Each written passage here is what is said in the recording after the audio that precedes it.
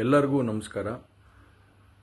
ಮೊದಲನೇದಾಗಿ ನನ್ನ ತಂದೆ ತಾಯಿಗೆ, ತಾತಂಗೆ ಹಾಗೂ ನನ್ನ ಕುಮಾರನಿಗೆ ಮತ್ತು ನಾಡಿನ ಜನತೆಗೆ ಹಾಗೂ ಎಲ್ಲ ನನ್ನ ಕಾರ್ಯಕರ್ತರಿಗೆ ಕ್ಷಮಾಪಣೆ ಕೇಳ್ತಾ, ನಾನು ಫಾರಿನಲ್ಲಿ ಎಲ್ಲಿದ್ದೀನಿ ಅಂತ ಸರಿಯಾಗಿ ಮಾಹಿತಿ ಕೊಡದೇ ಇರೋದಕ್ಕೆ ಇವತ್ತು ಮಾಹಿತಿ ಕೊಡೋದಕ್ಕೆ ಬಂದಿದ್ದೀನಿ.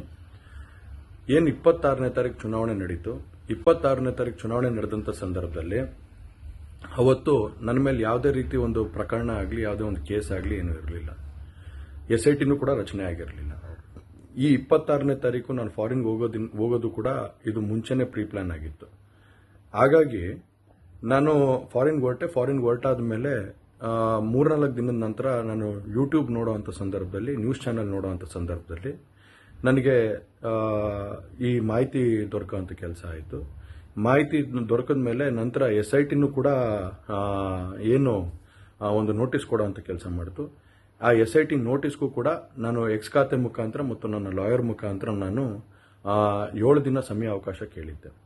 7 ದಿನ ಸಮಯ ಅವಕಾಶ ಕೇಳಿದ ಮೇಲೆ ಕೂಡ ಅದು ಮಾರನೇ ದಿನನೇ ಏನು ಕಾಂಗ್ರೆಸ್ಸಿನ ಹಿರಿಯ ನಾಯಕರಾದಂಥ ರಾಹುಲ್ ಗಾಂಧಿ ಅವರು ಮತ್ತು ಹಾಗೂ ಎಲ್ಲ ಹಿರಿಯ ನಾಯಕರುಗಳು ಏನು ಓಪನ್ ವೇದಿಕೆಗಳಲ್ಲಿ ಈ ಒಂದು ವಿಚಾರಗಳನ್ನ ಪ್ರಚಾರ ಮಾಡೋದಕ್ಕೆ ಪ್ರಾರಂಭ ಮಾಡಿದ್ರು, ಚರ್ಚೆ ಮಾಡೋದಕ್ಕೆ ಪ್ರಾರಂಭ ಮಾಡಿದ್ರು, ಒಂದು ರಾಜಕೀಯದ ಪಿತೂರಿ ಮಾಡೋವಂಥ ಕೆಲಸನ ಮಾಡಿದ್ರು. ಇದೆಲ್ಲ ನೋಡಿದಂಥ ಸಂದರ್ಭದಲ್ಲಿ ನಾನು ಡಿಪ್ರೆಷನ್ಗೆ ಹೋಗುವಂಥ ಕೆಲಸ ಆಯಿತು, ಐಸೋಲೇಷನ್ಗೆ ಹೋಗುವಂಥ ಕೆಲಸ ಮಾಡಿಕೊಂಡೆ.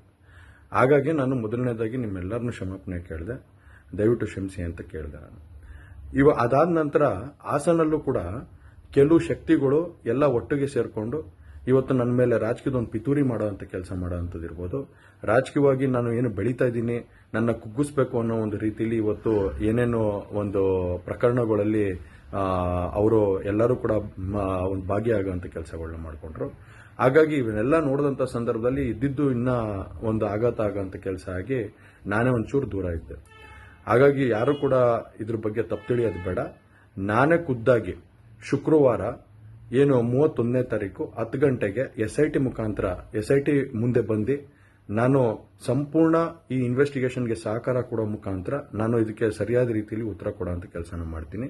ಹಾಗೆ ನ್ಯಾಯಾಲಯದ ಮೇಲೆ ನನಗೆ ನಂಬಿಕೆ ಇದೆ. ಖಂಡಿತವಾಗ್ಲೂ ಕೂಡ ನಾನು ಈ ಒಂದು ಏನು ಸುಳ್ಳಿನ ಪ್ರಕರಣಗಳಿದಾವೆ, ಈ ಸುಳ್ಳು ಪ್ರಕರಣದಿಂದ ಆಚೆ ಬರೋಂಥ ಕೆಲಸನ ನ್ಯಾಯಾಲಯದ ಮುಖಾಂತರನೇ ಮಾಡ್ಕೋತೀನಿ ಅನ್ನೋ ಒಂದು ನಂಬಿಕೆ ನನ್ನಲ್ಲಿ ಏನಿದೆ. ಹಾಗೂ ದೇವರ ಆಶೀರ್ವಾದ ಮತ್ತು ಜನರ ಆಶೀರ್ವಾದ, ನನ್ನ ಕುಟುಂಬದ ಆಶೀರ್ವಾದ ನನ್ನ ಮೇಲೆ ಇರಲಿ. ಖಂಡಿತವಾಗ್ಲೂ ನಾನು ಈ 31ನೇ ತಾರೀಕು ಶುಕ್ರವಾರ ನಾನು SIT ಮುಂದೆ ಬರ್ತೀನಿ. ಬಂದ ನಂತರ ನಾನು ಇದಕ್ಕೆಲ್ಲದಕ್ಕೂ ಕೂಡ ಇದಕ್ಕೆ ತಲೆ ಎಳೆಯುವಂಥ ಕೆಲಸನ ಮಾಡ್ತೀನಿ. ನನ್ನ ಮೇಲೆ ನಂಬಿಕೆ ಇರಲಿ ಅಂತ ಹೇಳಿ ನಿಮ್ನೆಲ್ಲರನ್ನೂ ಕೋರ್ತಾ ನಾನು ಧನ್ಯವಾದ ಹೇಳಕ್ಕೆ ಇಷ್ಟಪಡ್ತೀನಿ. ಧನ್ಯವಾದ.